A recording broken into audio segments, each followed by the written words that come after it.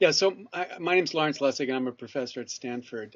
For about 10 years, I've been working in the free culture, open access space. So this is an issue that's been very important to me. I was on the board of the Public Library of Science, which is one of the most important open access publishers.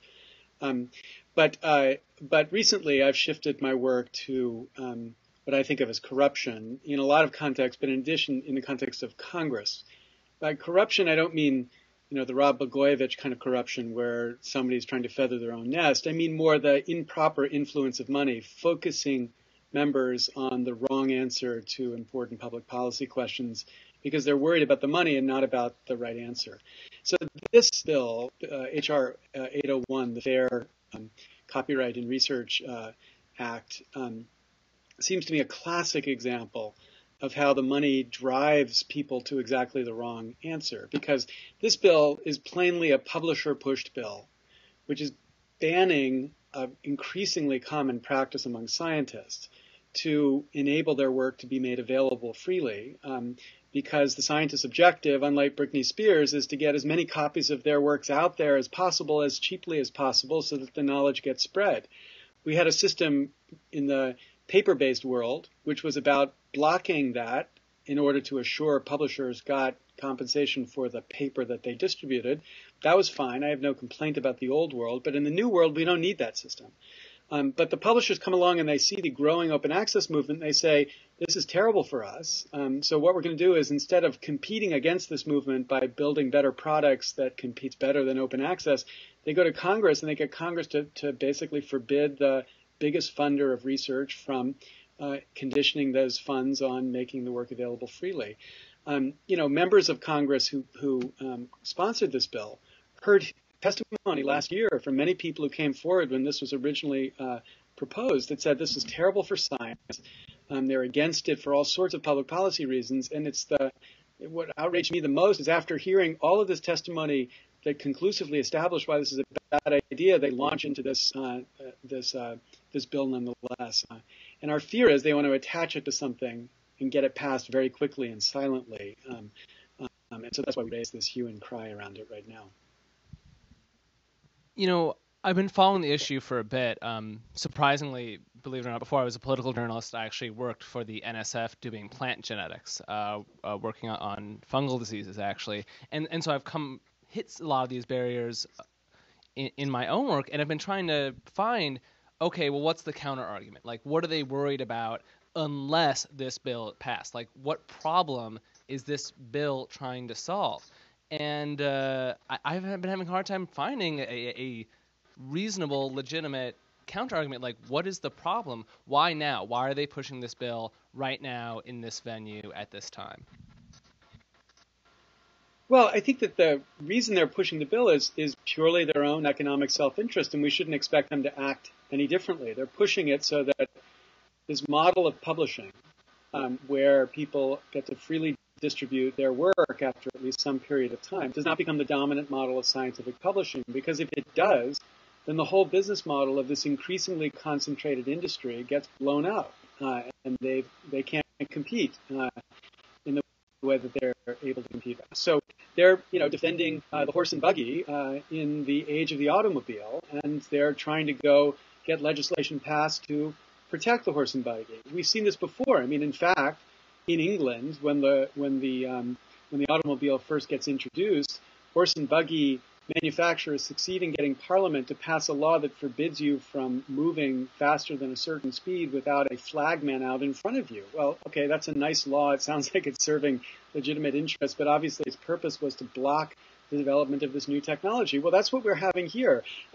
Now, if this new technology were bad, if there were some public policy reason why we should oppose open access, I would think, good for them that they're fighting this new business model. But the reality is this is a great business model. It's about spreading knowledge freely, which in the context of science, I'm not talking about, again, Britney Spears. I'm talking about science, ought to be our objective. It's the objective of the Enlightenment, the objective of Jefferson, the objective of everything in our tradition, and we ought to support it. When I try to explain this issue to people, a lot of the pushback, I guess, is, well, don't doctors and scientists get those journals for free anyway? Aren't they kind of like delivered onto their doorstep? If you could talk about what are the practical impediments the current system actually puts in the way of scientists? Yeah, so in fact, these journals are enormously expensive. And the price of these journals is going up, and it has risen faster than the cost than inflation over the past 15 years. And it's risen so quickly as concentration in the industry has gone up. So, if you're at Stanford or if you're at Harvard, this doesn't matter because Stanford and Harvard will always be able to afford these journals, and they will always pay whatever it takes. And so a Harvard professor, a Stanford professor, or a Stanford researcher can get access to this information. But if you're not at a top rich American university, or if you're not in America, these types of restrictions basically mean you can't get access to this material. So the perversity of it is, you could have somebody writing research about malaria, like how to treat malaria, that gets published in the United States, and everybody in the United States can get access to it. But of course, there's no malaria in the United States. But in Madagascar, where there is malaria, you've got universities that can't afford the subscription cost to these proprietary journals. They would actually benefit if they could get information about how to deal with malaria into their communities, into their doctors' areas, but they can't afford it because that's the structure of this model for publishing. So the open access model says, if we could figure a different way to cover the costs that are here, nobody's, fantasizing that we don't have real costs. We have real costs of publishing. But if we can pay for it differently without blocking access to the underlying research, let's do it. So that was the argument in favor of open access. And I've always, as I've said, always been pushing that argument. But what's so striking here is it's so grotesquely tied to the money and politics point. That for such relatively cheap amount of money you can buy a totally brain dead public policy position, that it was important to point this connection out just because people need to recognize how broken that part of the system is too. What are you asking people to do? And I know this is kind of a recent, even though you've been fighting this battle for a couple of years now. It's kind of reaching a pinnacle here around this bill. What are the reactions you've already heard from other scientists, from grassroots group, from other representatives or senators who are interested in these issues?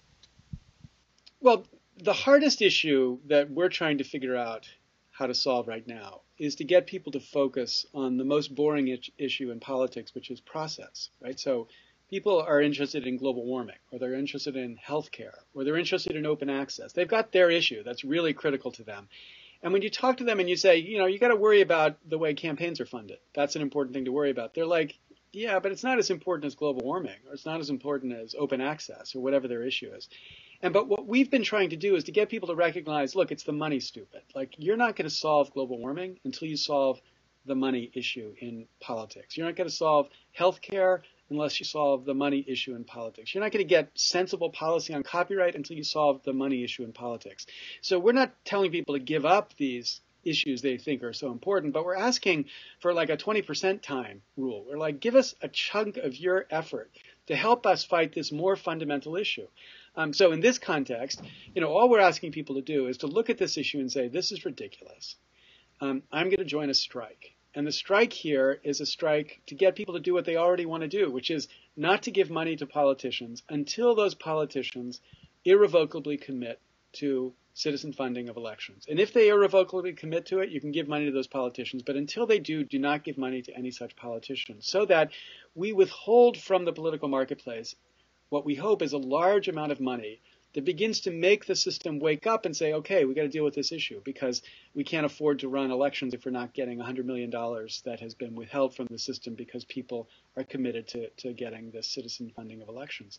So we've got a strategy here that we're trying to push, and we're going to hit 1,000 issues. It's open access this week. Next week it might be something around autos. Next week it might be something around pharma. We don't care about the particular issue as much as we want more and more people to recognize that whatever their issue is, it's the money that's screwing up their issue too.